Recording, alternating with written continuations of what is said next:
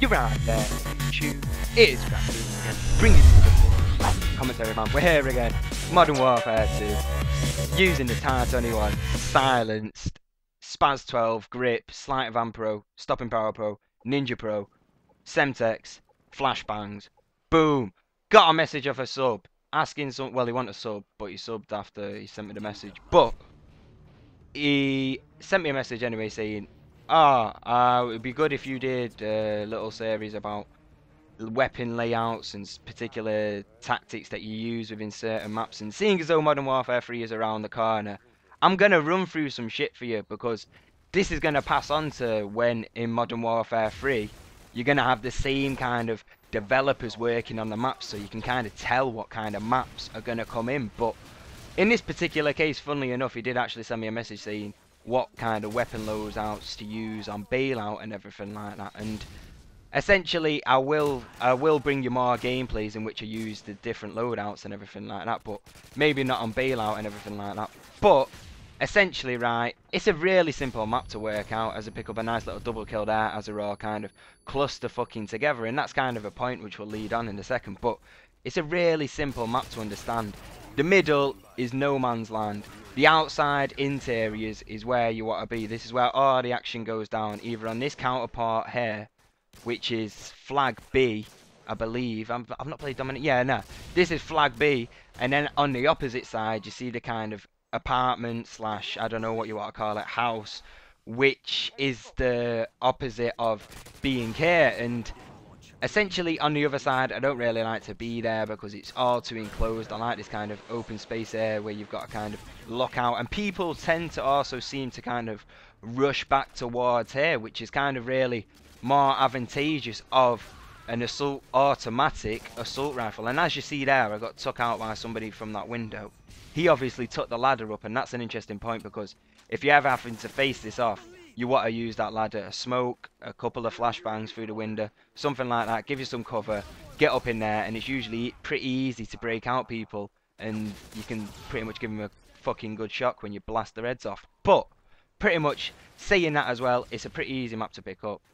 You've got all the exterior, which is around the outside and everything like that, and it's kind of open, and I don't know, it's interesting to think about it, because I'm kind of using a bit of a rushing playstyle here, and to get the spawn on these, I don't know how I randomly just spawned in and got a double kill, but I kind of rush in a little bit and kind of working it around, and you'll see the maneuvers and everything like that. And I go up into this building here, there's literally nobody in here, and then I think I run into a sniper down the stairs, but I'm kind of running into their spawn now, and instead of going directly head on at where I was holding down before at the B flag, I'm going to flank all the way around and go around and check a thing. I think I do anyway. I think I do the double background and go up past the van. But essentially, I'm trying to work out where to go in these particular maps and everything like that, because this is the problem with developers and maps and everything like that, especially with Infinity Ward. They seem to just really over proportion certain parts of the map and everything like that, because this bit here, this big wide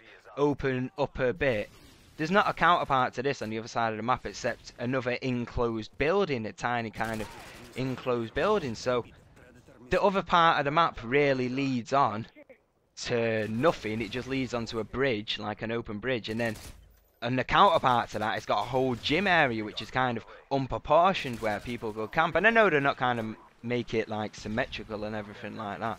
I understand that, but you got to take it for what it is when they put these certain places in and they don't really think about it, and then it kind of causes like this part of the map to be more used than the other side of the map, because it's a whole long corridor and it leads right onto the section that's not repeated at the other side because it's just a massive long bridge. So you got to see that for when this kind of stuff comes down into Modern Warfare 3. There are going to be them times where you've got to kind of hold out and play a bit more defensive, even though I am rushing obviously, but there are going to be them times. And anyway, kind of moving back onto what I was saying about weapon loadouts, and as I might have said, I don't know whether or not I did, I've got 3 different playstyles, 1 being rushing, 2 being stick and run kind of situation, and then 3 being defensive long range kind of situation like that. And defensive long range, that's kind of an interesting one. You're kind of a bit baffled by that at the moment, and funnily enough, as I said, that I'll be using something as what that guy was using there, the NM16, maybe silence, maybe not. The silenced hole factor within this map is very beneficial to you, because being there's so many kind of tight corridors and proper close quarters, you want to make sure you've kind of got an automatic. But with that being said, the automatic can do you wrong sometimes, because there could just be people with a shotgun, which is generally why you may just want to take the advantage of having a long range weapon to be able to pick up people down these long sightlines, because this map has got a real long amount of sightlines, and as I said, it's kind of dead man's land in the middle. So if anybody's out and about there, a free burst weapon is very advantageous to you. So the silencer as well, with it being so close quarters and everything like that around the sides, usually when you are firing weapons, people are just going to immediately notice you on the map and everything like that, unless you are using a silenced weapon. Because the fact being, when you're around this corner now, if I had my Tar out without a silencer, they'd probably see where I was, and I walked into that claymore now, which was my mistake, because I kind of shot my shotgun. Maybe I should have just stayed with my my silenced Tar. But it's the mistakes when you watch it back and you kind of learn and everything like that. And as you see here, you do pick up the obvious kind of snipers every now and again like that, but you could also use that in your long range as well, kind of long range weapon category if you are a sniper. But I don't really see the point in sniping. Let me just take a quick drink here. But also on top of that, I said two other playstyles that I would use. One being the rushing, right? And for rushing anyway, it's kind of all falls under the same boat, you could say. I don't know what boat is, that even a phrase?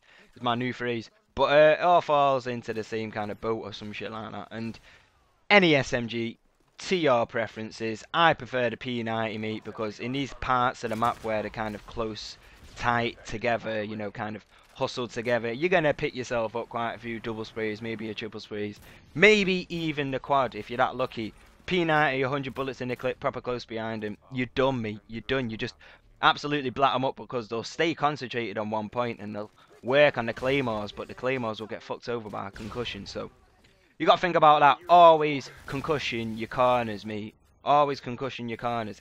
Well, not any. It depends what it's going to be like in Modern Warfare 3. We've not really heard anything about claymores and everything like that, whether or not they're going to be replenishable like they were with Scavenger Pro. But moving on from that anyway, it is, what else was I going to say now? Right, so my other playstyle, which I've kind of shown this whole game, so I don't really need to talk about it that much, which was a stick and move. And I'm pretty much rushing, semi-half rushing, semi-defensive, rushing, offensive, I don't know, offensive, defensive, slash.